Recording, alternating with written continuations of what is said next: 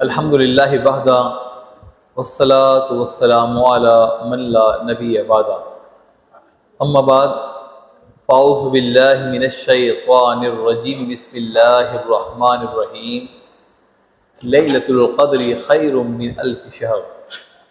ناظرین و سامعین، ماہ رمضان کا آخری عشرہ اپنی رحمتوں اور برکتوں کے لحاظ سے انتہائی اہم عشرہ ہے۔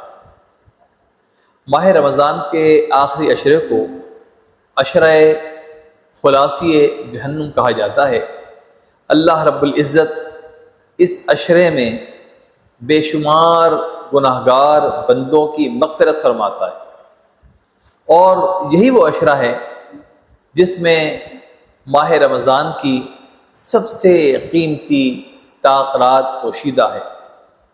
حضرت سیدنا انس بن مالک رضی اللہ تعالی عنہ سے روایت ہے کہ حضور سرور دو عالم صلی اللہ علیہ وآلہ وسلم نے فرمایا کہ رمضان کی ایک رات تمہارے پاس 1000 مہینوں سے بہتر ہے۔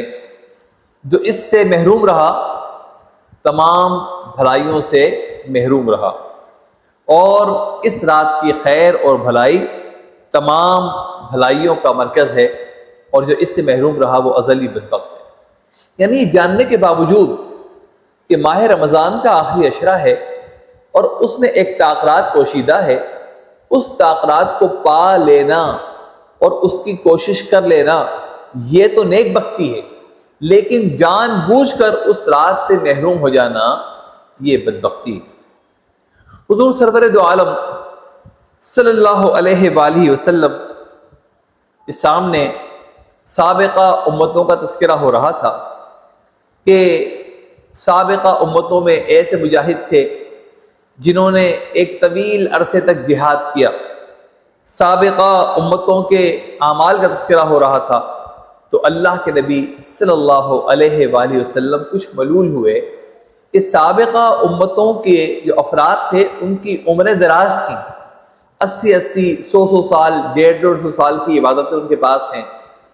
اللہ رب العزت کو محبوب کریم صلی اللہ علیہ وآلہ وسلم کا ملول ہونا ہرگز گوارا نہ ہوا، اور رب نے جبرائیل سے کہا کہ جا کر بتا دو میرے محبوب کو کہ آپ کی امت کے لیے اللہ نے ایسا انعام رکھا ہے کہ اگر یہ ماہ رمضان کے آخری عشرے میں طاق رات میں ایک رات بھی عبادت کریں گے تو اللہ تبارک و تعالی انہیں 1000 مہینوں کا ثواب عطا فرمائے گا۔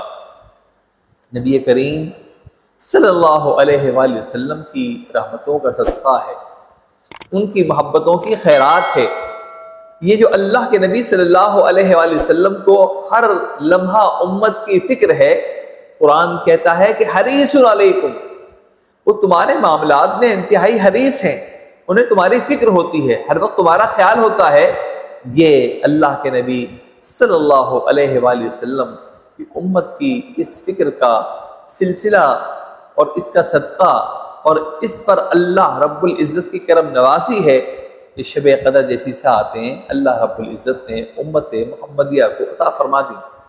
ایک اور روایت میں آیا کہ حضور سرور دو عالم صلی اللہ علیہ وآلہ وسلم نے ایک موقع پر حضرت ایوب علیہ السلام کا تذکرہ کیا، حضرت زکریا علیہ السلام کا تذکرہ کیا، حضرت حزقیل علیہ السلام کا تذکرہ کیا، حضرت یوشع علیہ السلام کا تذکرہ کیا۔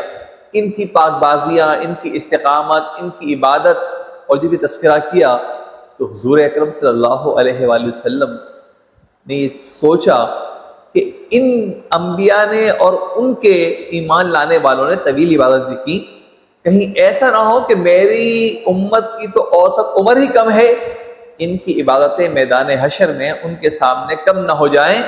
اللہ رب العزت نے جبرائیل امی کو بھیجا اور وہ سورۃ القدر لے کر نازل ہوئے کہ اے میرے محبوب پریشان نہ ہو، مضطرب نہ ہو، ملول نہ ہو۔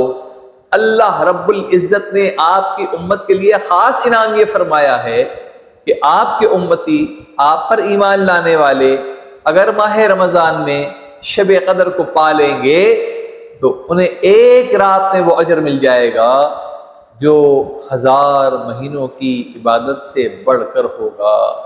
یہ اللہ تعالیٰ کا فضل ہے، یہ اللہ تعالیٰ کا کرم ہے، یہ اللہ تعالیٰ کا انعام ہے۔ قدر کے ایک معنی تنگی کے بھی ہوتے ہیں۔ اسی سورۃ القدر میں فرمایا گیا کہ تنزل الملائکۃ والروح فیہا باذن ربہم من کل امر، کہ روح الامین ملائکہ کے ساتھ اس رات میں نازل ہوتے ہیں۔ زمین پر اتنی بڑی تعداد میں فرشتے آ جاتے ہیں کہ چلنا دشوار ہوتا ہے، تنگی پیدا ہو جاتی ہے۔ وہ فرشتے آ کے آبادیوں میں دیکھتے ہیں کون عبادت کر رہا ہے۔ اس لیے بھی شب قدر کو قدر کہا گیا کہ اس پہ تنگی پیدا ہو جاتی ہے، چلنے کے راستے محدود ہو جاتے ہیں، فرشتوں کی اتنی بڑی تعداد انسانی آبادیوں میں ہوتی ہے۔ پھر قدر و منزلت کے اعتبار سے یہ رات تمام راتوں پر حاوی ہے، اس لیے اس کو شب قدر کہا گیا۔ اور بعض اسلاف میں سے ہستیوں نے یہ کہا کہ لیلۃ القدر میں 9 حروف ہیں، اور سورۃ القدر میں لفظ لیلۃ القدر جو ہے وہ 3 مرتبہ آیا ہے۔ اگر ہم 9 کو 3 پر طرح دیں تو 27 جواب آتا ہے۔ یہ اس بات کی طرف اشارہ ہے کہ دیگر طاق راتوں کے مقابلے میں 27ویں شب کے شب قدر ہونے کی طرف زیادہ امکانات ہیں۔ اللہ کے نبی صلی اللہ علیہ وآلہ وسلم ایک موقع پہ باہر تشریف لائے اپنے دولت خدے سے، اور آپ نے دیکھا 2 افراد باہم کسی بات پر بحث و تکرار میں ہیں۔ آپ نے فرمایا میں تو تم پر شب قدر کو ظاہر کرنے کے لیے آیا تھا، لیکن اب یہ بات کہیں اور پہنچا دی گئی۔ ایک سوال پیدا ہوتا ہے کہ اللہ رب العزت نے کیوں کر شب قدر کو پوشیدہ فرمایا؟ اس لیے کہ شب قدر کی تلاش میں اس کے بندے 5 رات عبادت کریں گے، ہر رات ان کو عبادت کا ثواب ملے گا۔ جب شب قدر پوشیدہ ہوگی اس کے تلاش کرنے کی جستجو بڑھے گی۔ جب شب قدر پوشیدہ ہوگی تو لوگوں میں شب قدر کا تلاش کرنے کا جذبہ بڑھے گا۔ یاد رکھیے کہ ماہ رمضان کا آخری عشرہ نہایت قیمتی ہے، اس میں شب قدر ہے، برکتوں والی رات ہے، عظمتوں والی رات ہے۔